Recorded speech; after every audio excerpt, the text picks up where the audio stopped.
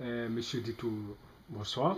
Bonsoir. Et nous sommes sur ce plateau pour parler de notre cher parti, le PDCI-RDA.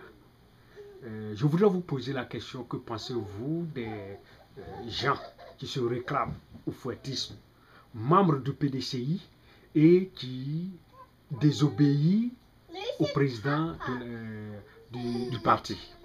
Et moi, je pense que c'est inadmissible et intolérable parce qu'effectivement, quand on se dit au fouettiste, d'abord, on se voit en la personne du président Félix Houphouët-Boigny. Le président Félix Houphouët-Boigny nous a laissé une maison, un héritage, c'est le PDCI-RDA. On ne peut pas se dire au fouettiste et ne pas être au PDCI-RDA. Ça, il faut qu'on soit clair. On ne peut pas se dire au fouettiste et donner ses voix à l'opposant, à l'ennemi. Vous voyez? Et vous voulez dire que même s'il y a un problème, le linge sale se lave en famille. Exactement. Et maintenant, si on ne peut pas laver le linge sale en famille, on doit aller créer son parti que de donner ses voix ou bien sa force à l'opposant. Et puis se réclamer du PDCI. Je suis PDCI, mais je vote tel candidat. Ça, il faut qu'on arrête. On arrête. Moi, je dis que c'est des âneries. Et puis, c'est des bêtises. Et je vais encore aller un peu plus loin. Vous qui dites ça, qui dites que vous êtes PDC, vous êtes tout fouettiste, que vous votez les choses là, vous êtes très bêtes. Je dis, la cacophonie. Non, la cacophonie, on peut comprendre. Mais ça, c'est des gens qui sont très bêtes. C'est des gens qui sont en train de tromper le peuple. Tu comprends? Parce que le parti, mais pas le peuple. Parce que tout le peuple ne fait pas partie du PDCI. Mais c'est vrai, mais ils trompent le peuple. Parce qu'effectivement, même tous ceux qui ne sont pas du PDCI, on dit, ah, mais s'il y a quelqu'un qui est une fouettiste qui n'est pas chose, qui n'est pas du PDCI, bon, ça, c'est, ah, ça va rien dans le PDCI se porte mal. Mais je dis, non, il faut arrêter ça.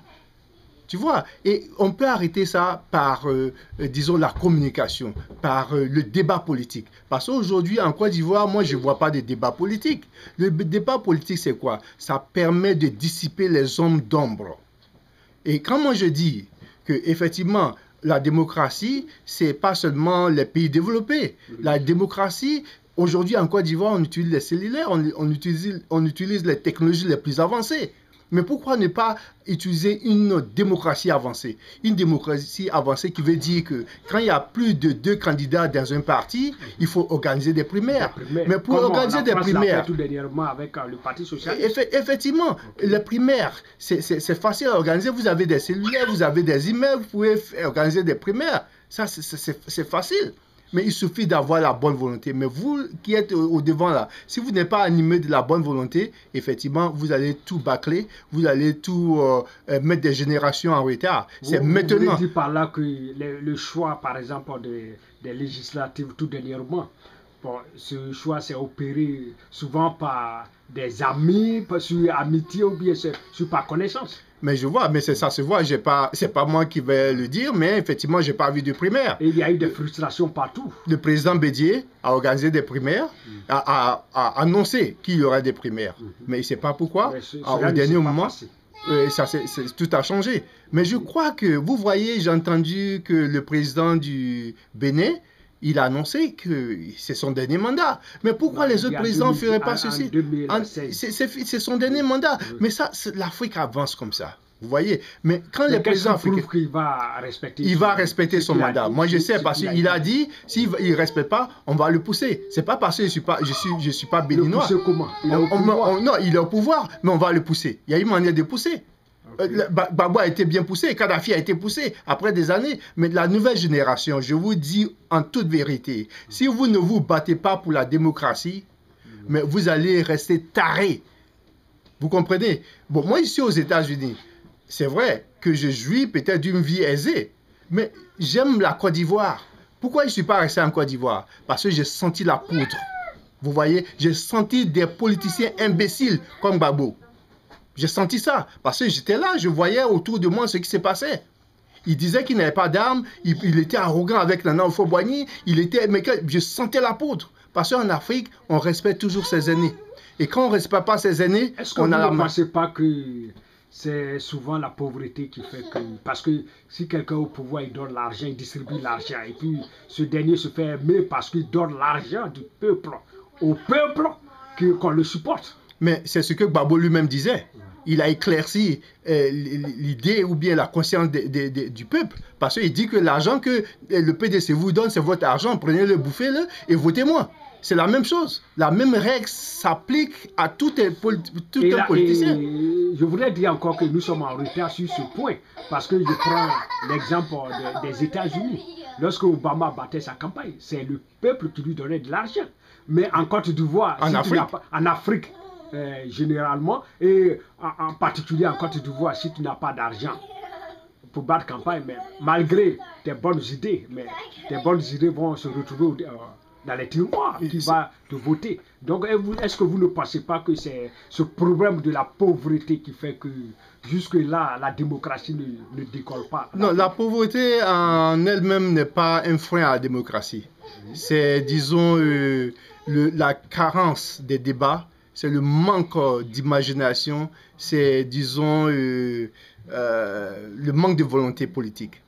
Parce qu'effectivement, les gens viennent au pouvoir pour préserver leur place, pour s'enraciner. Et tant qu'on ne pense qu'à ça, effectivement, la pauvreté ou bien la richesse va avoir une influence sur le choix du candidat. Okay. Mais je voudrais ajouter aussi que souvent, ce n'est pas la faute à l'Afrique. Quand nous voyons nos parents qui n'ont pas été à l'école, qu'est-ce que tu vas aller avec les mains vides devant ses parents? Malgré tes bonnes idées, est-ce que tu penses qu'aujourd'hui, ces parents-là, malgré tes bonnes idées, est-ce que tu penses qu'ils vont embrasser ces idées que tu vas leur parler? Mais alors que celui qui a de l'argent, les moyens, et il arrive dans les villages et il achète soit une bouteille de gin ou bien une bouteille de liqueur ou autre, mais c'est celui-là parce qu'eux, ils sont là. Et ils n'ont rien à voir avec ce qu'on appelle la démocratie. Ils ne savent pas, qu'ils m'excusent, mais ils ne savent pas ce qu'on appelle la démocratie. Donc, vous ne pensez pas que d'ici 20 ans, où toute l'Afrique sera, comment on appelle, intellectuelle, je veux dire que par là, tout le monde sera scolarisé. Est-ce que vous ne pensez pas qu'il y aura un changement et nous allons appliquer la vraie démocratie qu'en Afrique? Mais c'est vrai, ça prendra le temps que ça prendra, mais ça ne prend pas le temps pour qu'on utilise un iPhone en Afrique. Vous voyez? C'est-à-dire que ce qu'il nous faut, c'est, disons, les débats politiques. Tu vois? Mais j'ai comme l'impression que les dirigeants africains ont peur des débats politiques. Vous voyez? Ça, c'est ça qui fait pitié, c'est ça qui est piteux pour ces dirigeants-là. Et ce que nous faisons aujourd'hui dans ce studio va donner, disons, une certaine force à cette Afrique-là. Parce qu'effectivement, il faut avoir le courage de se fendre le bec.